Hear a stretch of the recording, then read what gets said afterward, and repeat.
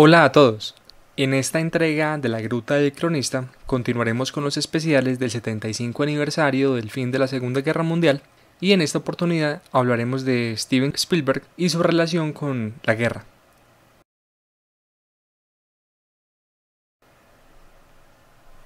Como sabemos, Steven Spielberg es uno de los directores de cine más exitosos de la historia. La temática de sus películas está particularmente ligada a la aventura y la ciencia ficción, y se destaca por películas como Tiburón, Parque Jurásico o E.T. No obstante, Spielberg también ha hecho películas dramáticas como El color púrpura, Amistad, Lincoln o Múnich. Entre esas películas dramáticas hay varias que giran en torno a la Segunda Guerra Mundial. La relación de Spielberg, no obstante, no surge con el cine, sino que es mucho anterior a él, ya que él mismo es de ascendencia judía y desde muy joven sus padres le hablaron del Holocausto y de cómo más de 15 familiares de su padre murieron durante este. Spielberg siempre fue, por lo tanto, consciente del Holocausto y de la guerra, lo cual influyó en su cinematografía. El primer acercamiento de Spielberg a la Segunda Guerra Mundial fue en 1979, con una comedia de acción llamada 1941. Esta película giraba en torno a una ola de pánico en Los Ángeles tras el ataque a Pearl Harbor en diciembre de 1941, pero es recordada como uno de los más grandes fracasos en la carrera de Spielberg, pues no recaudó en taquilla tanto como ninguna de sus otras películas, ni fue tan graciosa como se proponía ser. La historia no cumplió con las expectativas, a pesar de haber sido escrita por personas tan talentosas como Robert Zemeckis y Bob Gale, y reunir un elenco de primera que incluía actores como Dan Aykroyd, Ned Beatty, John Belushi, John Candy, Christopher Lee, Mickey Rourke y James Caan. Sin embargo, con el paso de los años, la película se ha convertido en una cinta de culto con muchos seguidores. En 1981 se estrenó Indiana Jones y los Cazadores del Arca Perdida, que es la primera película de la saga del aventurero arqueólogo interpretado por Harrison Ford, en la que compite contra los nazis para encontrar el Arca de la Alianza. En esa época, Spielberg estaba muy interesado en dirigir una película de James Bond, pero Broccoli, el productor de la saga, había rechazado su ofrecimiento.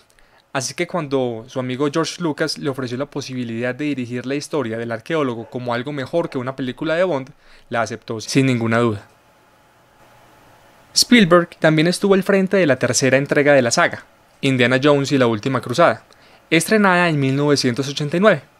película en la que los nazis volvieron a aparecer como los antagonistas principales, solo que esta vez querían apoderarse del cáliz que usó Cristo en la última cena. Aunque las películas de Indiana Jones no están directamente ligadas a la Segunda Guerra Mundial, transcurren en los años previos a su inicio, mientras los nazis están en el apogeo de su poder en Alemania y tienen la intención de apoderarse de objetos místicos para convertirlos en armas.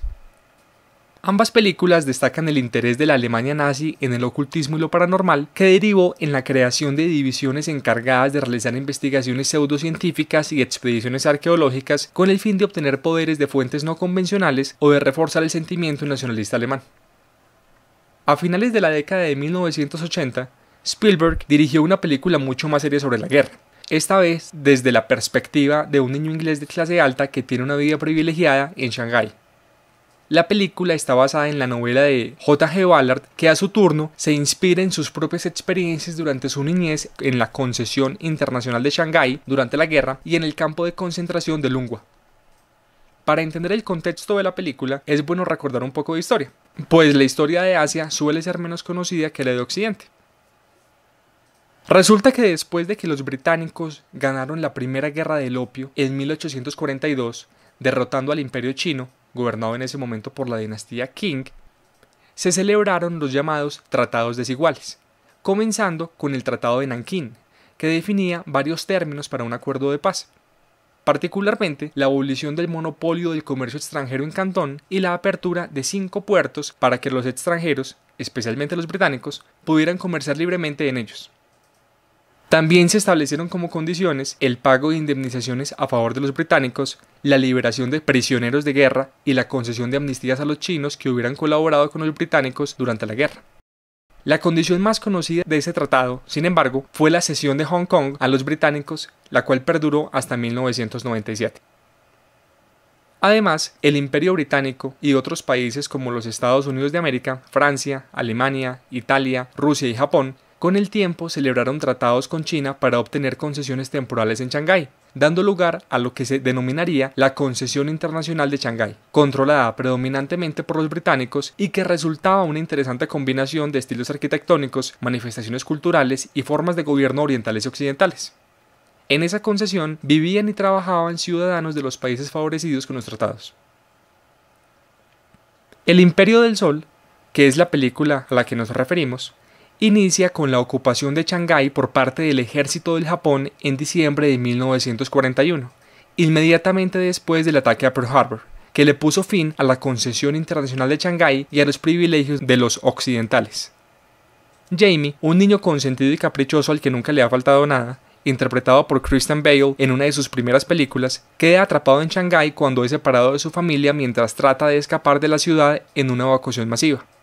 De ese momento en adelante, Jamie conoce el hambre, el sufrimiento, el maltrato, la soledad y todo tipo de vejámenes, mientras deja de ser quien era y trata de sobrevivir, primero en las desoladas calles de Shanghái y luego en campos de concentración para europeos a los que estos eran llevados después de ser desalojados de sus casas. La película relata una historia sobre la pérdida de la inocencia y la llegada a la madurez de forma abrupta y sin transiciones, de cómo un niño elige sus modelos a seguir en medio del caos de la guerra, de que la amistad no siempre es lo que parece y de que la guerra convierte a la familia en un recuerdo distante y borroso. De todas formas, aunque en el día a día lo único que importa es la supervivencia, siempre queda la esperanza de que la guerra sea simplemente un mal sueño incapaz de hacernos daño, como dice la emblemática canción de cuna Suagan que el protagonista canta en la película. En 1993, Spielberg estrenó otra de sus películas más recordadas, que se llevó numerosos premios, entre ellos los Oscar a Mejor Película y a Mejor Director. Nos referimos a La Lista de Schindler. La película está basada en el libro de Thomas Keneally, El Arca de Schindler, que relata la historia de Oskar Schindler, un miembro del partido nazi que le salvó la vida a 1.100 judíos polacos durante el Holocausto. Cuando Spielberg conoció el libro en 1982, se sintió inevitablemente atraído para hacer una película adaptándolo, pues le resultaba extraordinario saber que una persona hubiera destinado toda su fortuna y esfuerzo en salvar esas vidas. Sin embargo, Spielberg no se sentía lo suficientemente maduro para dirigir una película con ese trasfondo histórico, y trató de que otros directores como Roman Polanski, Sidney Pollack, Martin Scorsese o Brian De Palma se encargaran de él. Por muchas razones, esos otros directores no pudieron o no quisieron dirigir la película, así que una década después Spielberg asumió la dirección, impulsado por el auge del neonazismo tras la caída del muro de Berlín y del creciente apoyo al negacionismo del Holocausto. No obstante, Spielberg propuso la filmación de La Lista de Schindler hasta después de haber terminado la de Parque Jurásico, pues emocionalmente no se sentía capaz de dirigir una película de ese tipo después de un drama sobre el Holocausto y renunció a recibir salario como director por considerarlo inmoral. Además, Spielberg destinó las ganancias de la película para crear la Fundación Shoah, una organización sin ánimo de lucro que nació con la finalidad de construir un archivo de videos con entrevistas a los sobrevivientes y a otros testigos del Holocausto. En 2007, la fundación se asoció con la Universidad de California del Sur y amplió su objeto a preservar en formato audiovisual la memoria sobre otros genocidios diferentes del Holocausto. En 1998, Spielberg dirigió Rescatando al Soldado Ryan, que trata sobre la búsqueda del soldado James Francis Ryan por parte de un escuadrón a cargo del capitán John Miller, con el fin de enviarlo de regreso a su hogar, ya que todos sus hermanos murieron en combate y por lo tanto tiene derecho a regresar con su madre. Esta película fue un éxito en taquilla y en la crítica, recibiendo varias nominaciones a premios y ganando varios, entre ellos el segundo Oscar para Spielberg como mejor director, aunque no el Oscar a mejor película, ya que la ganadora de ese año fue Shakespeare enamorado, una decisión que conforme pasan los años resulta cada vez más discutible. En muchos sentidos, Rescatando al Soldado Ryan es la película definitiva sobre la Segunda Guerra Mundial, ya que tiene abundantes secuencias bélicas, brutales y realistas, desde la primera impactante escena del desembarco en Normandía, y deja un mensaje sobre la importancia de apreciar las cosas simples de la vida. Desde luego, la película tiene tantos acólitos como detractores, pues algunos critican el tono y la imagen de querer vender una guerra en la que los Estados Unidos de América son los grandes y verdaderos salvadores de la humanidad. La experiencia en Rescatando al Soldado Ryan incentivó a Spielberg a desarrollar un proyecto relacionado con la campaña del ejército aliado en la guerra y, en compañía de Tom Hanks, que protagonizó la premiada película, creó y produjo la miniserie Banda de Hermanos, Band of Brothers, estrenada en 2001. La miniserie, basada en el libro homónimo de Stephen Ambrose, sigue las aventuras de la compañía de paracaidistas Easy en la Europa controlada por los nazis, desde el entrenamiento en el campo militar hasta el fin de la guerra, centrándose en la forma en que la guerra afecta a cada uno de los integrantes del batallón como seres humanos. Esta no sería la única colaboración entre Spielberg y Hanks en un proyecto sobre esa temática, ya que en 2010 ambos volverían a unir fuerzas como productores de la miniserie El Pacífico, The Pacific.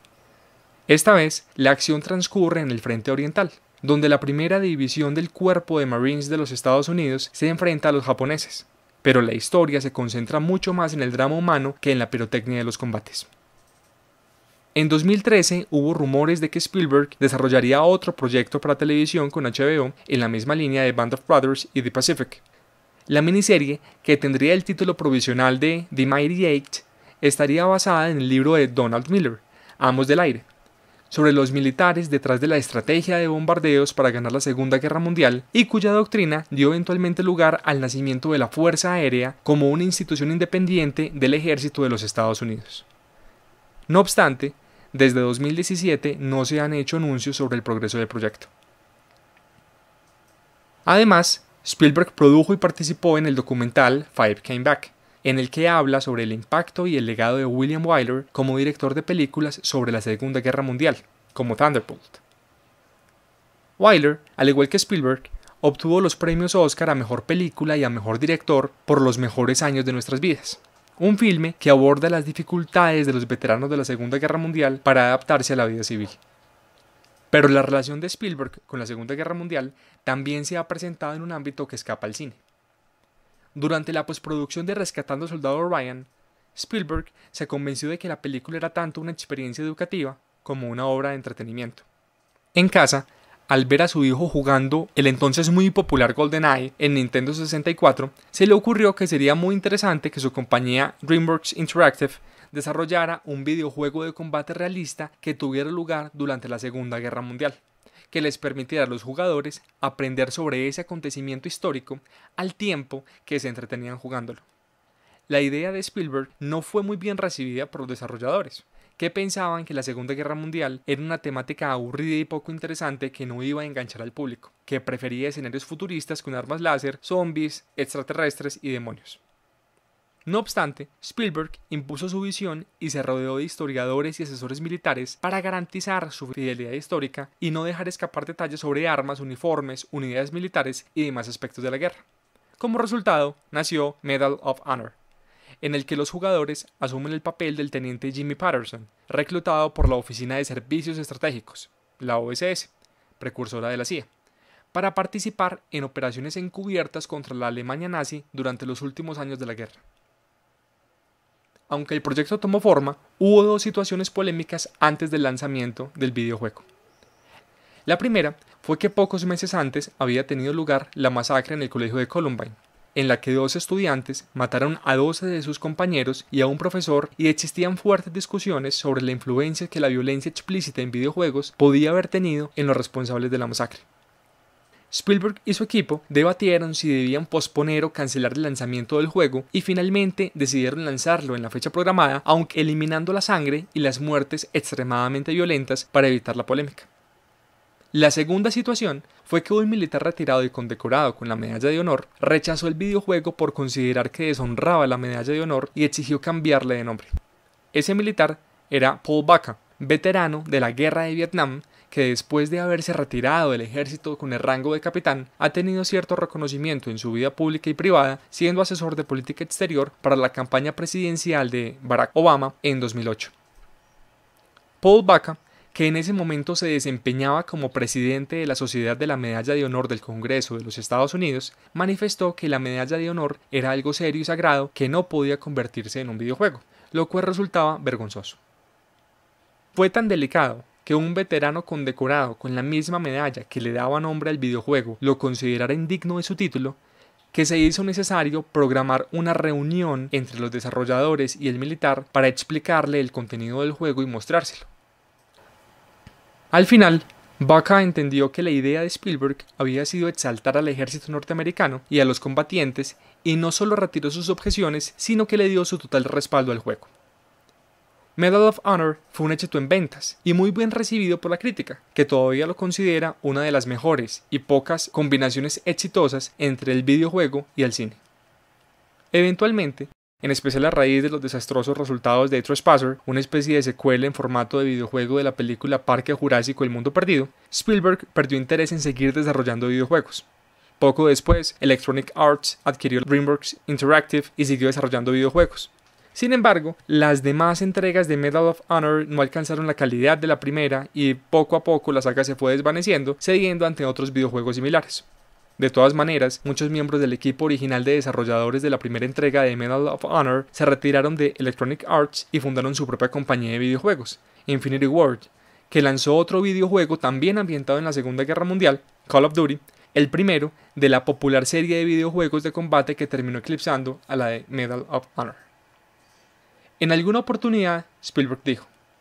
"Creo que la Segunda Guerra Mundial es el acontecimiento más importante de los últimos 100 años. El destino de los baby boomers e incluso la generación X estuvo relacionada con el resultado. Más allá de eso, siempre he estado interesado en la Segunda Guerra Mundial.